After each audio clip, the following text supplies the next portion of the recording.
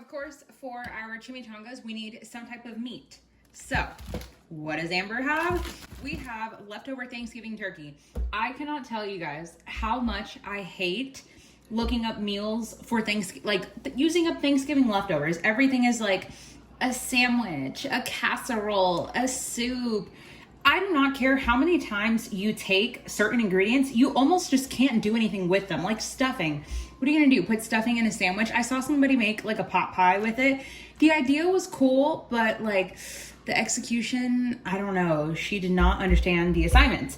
But I'm gonna take this turkey. Now, I made a Puerto Rican style Thanksgiving turkey. Also, this is the first year we ever had a turkey for Thanksgiving. We always do ham. And you guys are gonna ask, what do you do for Christmas? A ham. But we decided that we weren't going to do ham this year because ham was so incredibly expensive. I know that meat has been just high everywhere, but especially during Thanksgiving, that ham was not worth the $50.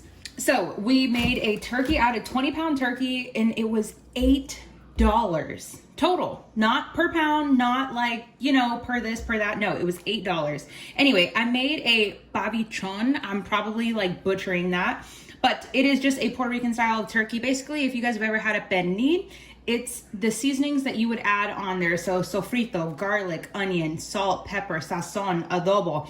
It's very seasoned, but of course, you can season underneath the skin, but unless you really get in there, which I tried to do my best, you get that flavor, but it's not super intense. Now, Roman just opened the door, so he wants to say hello to you guys. But we're gonna take some of this. Obviously, it is very frozen, so I'm just gonna do a quick little defrost in the microwave, and then we'll come back. But so I can't really tell you guys whether we're gonna use white meat or dark meat. It's just a mixture of everything, so leftover turkey. Now, obviously, just because I'm using turkey, I'm using it to get rid of it. I'm not using it because, oh my God, I'm craving turkey. Absolutely not. You can use chicken, you can use pork, use beef, you can use pieces, or you can use ground. Use what you have. I'd prefer if you use something that was unseasoned, just so that we can kind of turn it into something different. But if you have some that's already seasoned, go for it. Now that we have our turkey out of the microwave, you can see it's a mixture of white and dark meat. The dark meat, you can already tell, is just like super fall apart tender, but because it was frozen, it absorbed some of that excess moisture, obviously from the water. So my turkey was, I hate the word, but moist to begin with, and it was super juicy. Literally, juice was just like pew, pew. Anyway, that's like my version of like, I don't know. It was great. Anyway, so a mixture of white and dark. Then to this, we're going to add a couple of things here. Obviously, we're going to go Mexican themed for the chimichanga portion. So I diced up one jalapeno. I took the ribs and the seeds out because you don't want it to be too spicy. I want to give it some of that flavor, but I don't want a crazy amount of heat. Then I would add typically a lot more cilantro than this.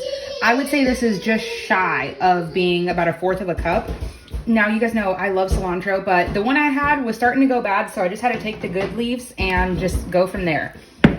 Then to this, we're gonna add some seasoning. I'm gonna do about 1 teaspoon of some onion powder. Now, of course, you could dice up onions and add them in here, but to be honest, they're gonna bake in the oven for not such a long time. They're not gonna bake in the oven for that long of a time, so you might get some crunchy onions, and I don't know if that's exactly what we're going for. So onion powder. Then we're gonna do same, about 1 teaspoon of some garlic powder, and exactly just like I said with the onions, you could add some fresh garlic, but we're just gonna keep it really easy. Then in here I have some chili powder. I'm gonna do about 1/4 of a teaspoon. Actually, I'd say that's about 1/8 of a teaspoon. Roman is messing with the dishwasher.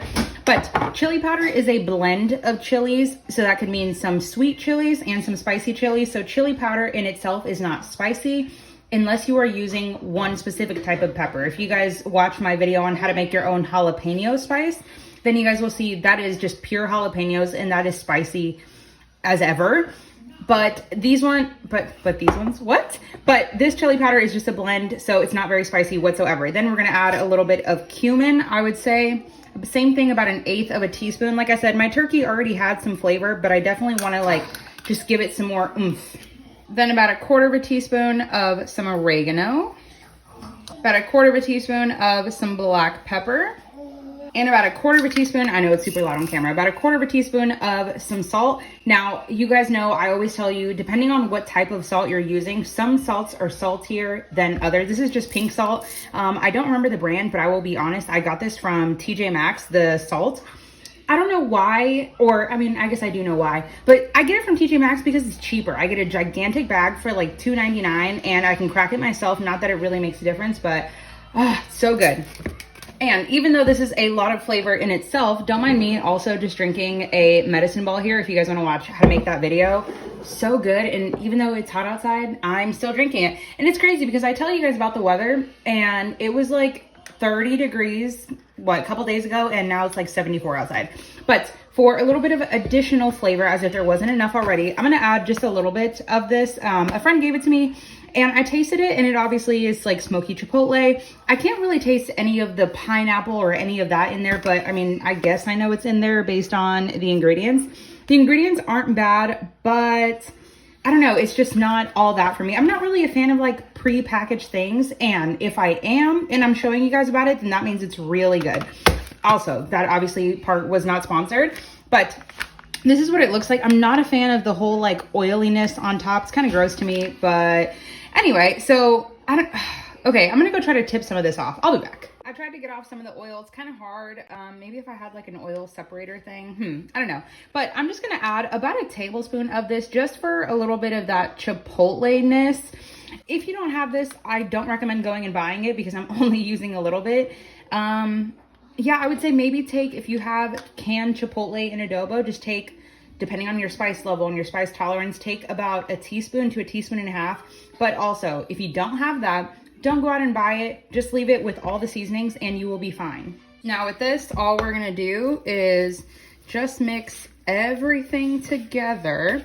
And this is it. I mean, this is a quick and easy way to use up your Thanksgiving leftovers, or at least your turkey. And yeah, and you'll have dinner super quick. Okay, I think that's pretty good. Then we'll talk about what else we're gonna put in them. Okay, now that we have everything together here, I'm gonna take my pan. This is like a 9 by 13-ish, maybe 8 by 13. I'm just gonna put a tiny bit of oil on the bottom just to kind of help prevent it from sticking. I'm just gonna mix that in. You could definitely use like oil spray. You don't really need it on the sides. Maybe if you have a little bit extra. Okay, pan is prepped. Also, while we're doing this, I have my oven preheated to 375 degrees. Remember that everything is already fully cooked here. We're just wanting to heat everything up and just make everything like melty and cheesy and gooey and delicious. Speaking of cheese, this is just some pre-shredded mozzarella.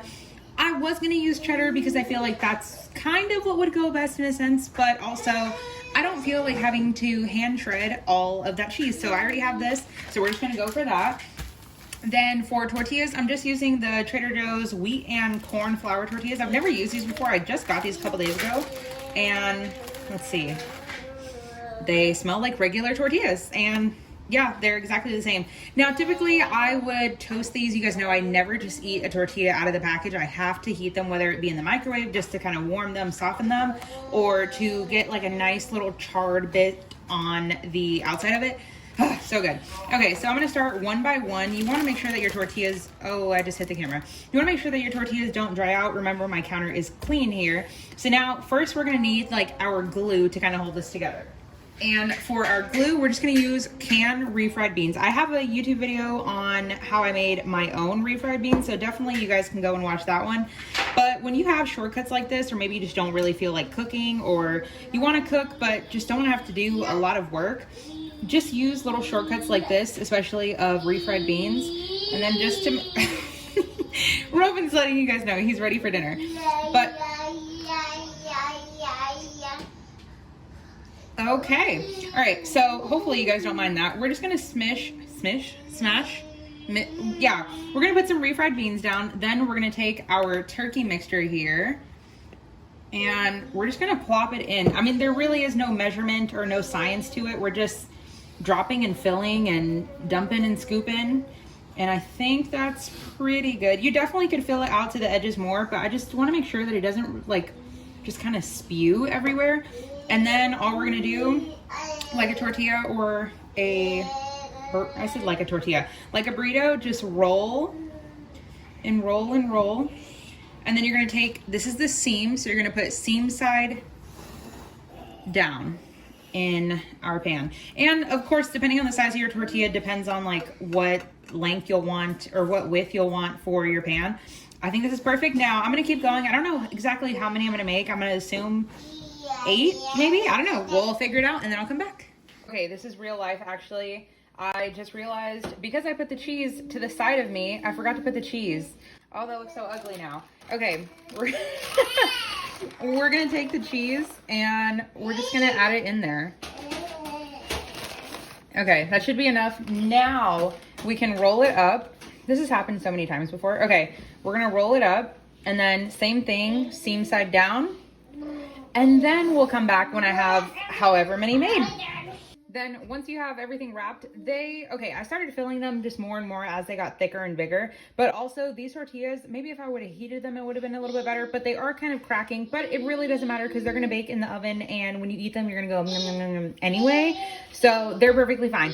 Now it is gonna look kind of ugly going into the oven like this, basically just like naked. But as you guys didn't hear it, but as Brad mentioned, he was like, are we having enchiladas? No, because then there would be sauce and cheese and all that kind of stuff. So I'm going to bake them naked essentially. And anyway, you want to bake them like this for about 15, 20 minutes. I'd say it's kind of up to how crispy you want them on the top. Now, instead of just drizzling oil, I'm going to do the spray oil just so they don't end up too greasy. I'm just going to take a little bit of spray oil and just... Perfect. Okay, then we're gonna throw them in 375 for 15 minutes. Okay, they are out of the oven now. I know it looks like nothing happened except for maybe just like a little bit of browning on the edges here, but they are nice and like soft, but not crunchy, but tender, if that makes any sense. The edges are kind of crisp. If I would have added a bit more oil, then they would have become more crispy. But realistically, I'm just going to slather it in like sour cream. And actually, that's a lie. Not sour cream because we ran out, but in a little bit of yogurt, salsa, hot sauce. Okay, let me show you guys how I put it all together. Okay, so we're going to do just 2 at a time because why not? And of course, the good thing about doing them seam side down is the fact that everything just holds together, because if you did them seam side up, it would just literally crisp straight up, and that is not what you want. Now, I'm gonna decorate mine a bit differently.